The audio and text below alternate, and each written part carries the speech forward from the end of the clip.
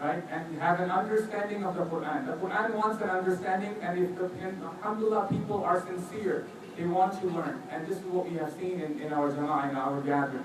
So tonight, before I talk about Surah Al-Shura and Surah Al-Zukhruf, I want to share with you one big secret in understanding the Quran. And I hope you pay attention. If you have not been paying attention all this time, I hope you pay attention tonight. Because I will, inshallah, try to communicate with you a secret to understanding the Quran, even if you don't understand Arabic language.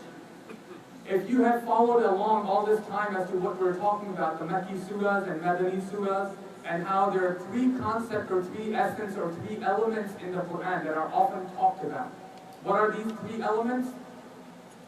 Tawheed, worship one Lord, Risala, that they're the messenger of God, and all the messengers came with the same message, and they want you to worship Allah. And then the third aspect of this Quran is Yawmul Qiyamah, the day of judgment and the day of accountability. Remember that day, so live your life in accordance in knowing that you have to go back to Allah subhanahu wa ta'ala and you have to answer for your deeds. This is basically the gist of the Quran, if you could summarize it. Now taking it from here, when you are standing in the prayer, and the body is reciting the Quran. And people say, I don't understand, I can't pay attention in the Quran, of the recitation. It's very hard. We're not Arabs, we don't understand the Quran. Even for Arabs, it's not the language that they speak. It was a language that during the time of the Prophet ﷺ has many nuances. So how do we understand, how do we learn to pay attention? The big secret is this.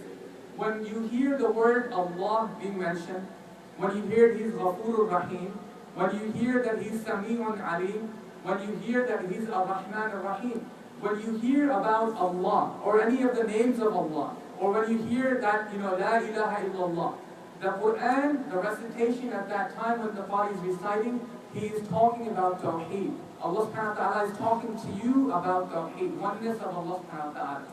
One should immediately be able to concentrate and focus. This is what my Lord is saying. Although I don't understand the statements, I cannot translate the words. But I know when he mentions Al-Halim, Al-Azim, Al-Ghafur, Al-Shakur, La ilaha illallah, Allahu Rabbus Samawati wal Ard. If I don't even understand any of these words, I know he said Allah in the Quran. Now I know he's talking about Tawheed, oneness of Allah subhanahu wa ta'ala. This gives you an understanding of what the body is reciting. The second is, when you hear any of the messengers and the prophets and their names being mentioned, Musa, right, alayhi salam, Isa ibn Maryam, Muhammad, Rasulullah, right? Any of these names of the prophets, or their nation, or their people, Ad, wa Thamud, right? All these names that have been mentioned, Bani Israel, right? All these names have been mentioned, and you know the words and these what it means in English. It's not something foreign to most of the Muslims or all the Muslims. When you hear these names of the prophets or their nations, the Quran, Allah subhanahu wa ta'ala in it is talking to you about the messengers and the guidance that they brought.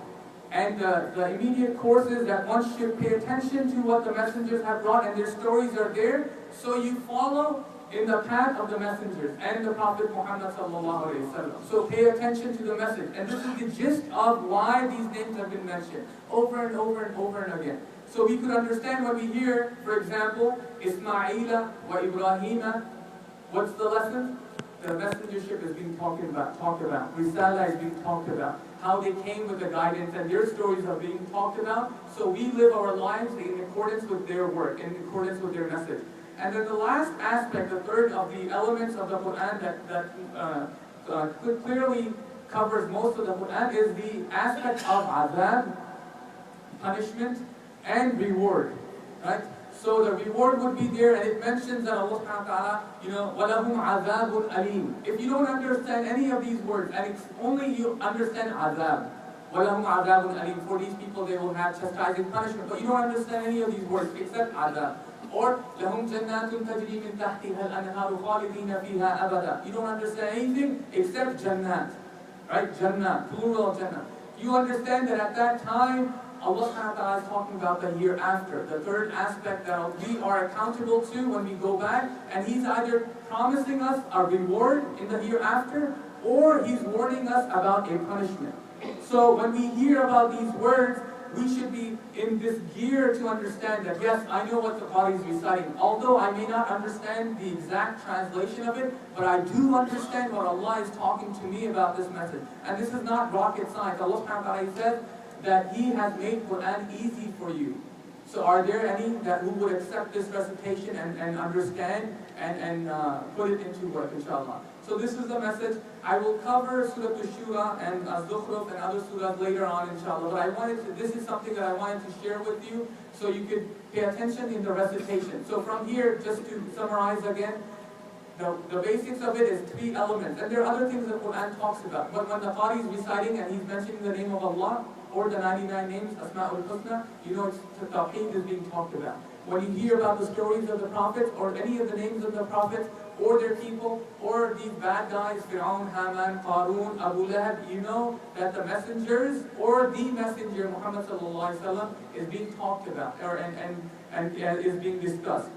So we understand that. And then the last one is the Day of Judgment. And whenever we hear Yawmul Qiyamah, Yawmul Deen, we hear any of these words, Azabul Alim, the punishment, the Day of Judgment, Jannat, Jahannam, all these words, they're talking about the hereafter, and we are given a warning, or we're given a glad tiding to be ready for tomorrow, inshallah, and that's the day that is going to come for sure. And with that, we conclude with the name of Allah.